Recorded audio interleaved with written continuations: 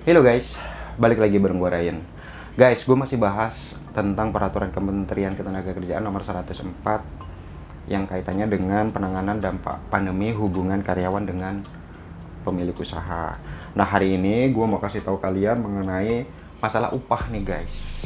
Sebenarnya upah yang diatur, yang dibolehkan oleh pemerintah, aturannya seperti apa sih? Nah guys, gue mau bahas ini.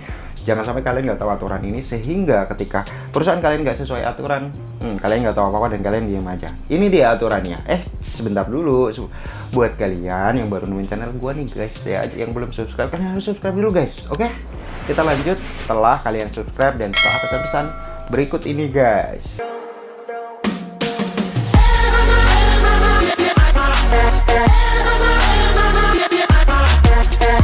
Nah guys, sebenarnya aturannya itu adalah ini ya, gue bacain. Pelaksanaan upah dan hak-hak pekerja buruh lainnya. Yang pertama adalah upah bagi pekerja buruh yang melaksanakan work from office atau WFO dan atau WFH. Itu ketentuannya adalah nomor 1, bagi pekerja buruh yang melaksanakan WFH atau WFO itu tadi, atau kombinasi keduanya, maka pekerja buruh tersebut berhak untuk mendapatkan upah.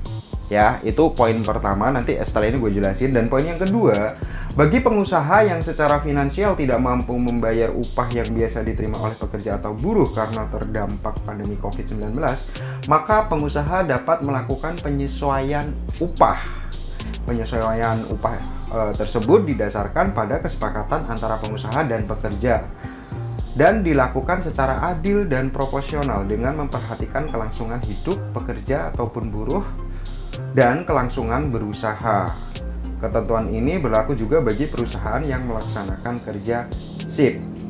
Nah, dari dua poin ini dapat kita gambarkan bahwa kalian tetap berhak untuk mendapatkan gaji walaupun kalian kerjanya hanya separuh, seperti work from office ataupun kalian tetap kerja di kantor. Itu ketentuan bakunya. Ketentuan yang kedua, masalah gaji yang harus kalian pahami adalah gaji apabila perusahaan itu terdampak COVID, maka gaji itu bisa menyesuaikan, tapi ini harus diskusi dan jumlah dari yang diberikan itu tetap memenuhi kehidupan layak. Artinya di sini nggak bisa suka-suka perusahaan untuk menentukan bahwa gaji kamu saya turunin 50%, gaji kamu saya turunin 10%, nggak bisa seperti itu. Harus ada diskusi dan itu harus memenuhi kehidupan layak. Artinya harus ada hitung-hitungan, makan sehari berapa, seperti itu. Jangan hanya si perusahaan ini hanya menentukan bahwa ya udah adanya segini gitu. Itu nggak boleh, secara aturan pemerintah itu nggak boleh seperti itu. Nah, yang harus dilakukan pemerintah adalah diskusi antara pihak ketiga. Pihak ketiga dalam ini akan diwakili oleh ketenagakerjaan setempat, karyawan, dan perusahaan. Di situ ada diskusi, ada penjelasan bahwa gaji kamu harus segini, segini, segini. Ini yang sanggup perusahaan berikan. Nah, nanti akan ada dimediasi oleh tripartit itu tadi. Nah, ini juga aturan ini harus ada ketentuannya. Artinya dari diskusi tersebut, oke, saya hanya bisa gaji untuk sementara ini, batas waktunya ini. Jangan sampai unlimit. Kalian nggak tahu sampai kapan gaji kalian itu dikurangin, seperti itu. Intinya gaji boleh dikurangin, tetapi harus ada diskusi dan penentuan nilai. Jangan sampai nilai tersebut itu bukan hasil diskusi atau hasil keputusan si perusahaan aja. Kayak gitu guys. Jadi coba kalian cek di perusahaan kalian, apakah kalian tahu angkanya muncul dari mana? Angka seandainya 1 juta, seandainya angka 2 juta, itu kalian tahu apa enggak?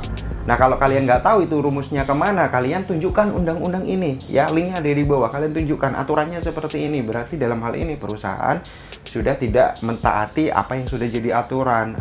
Nah, itu bisa dilaporkan ke pengawas ketenagakerjaan, guys. Kalau kalian berani sih, kebanyakan sih nggak berani, diem-diem baik, ya nggak? Gitu, banyak kan seperti itu. Tapi terserah kalian, yang penting kalian udah tahu aturannya. Nah, kalau kalian mau ngejalanin atau enggak, ya itu urusan kalian. Balik lagi ke kalian, guys. Ini ya untuk video kedua gua.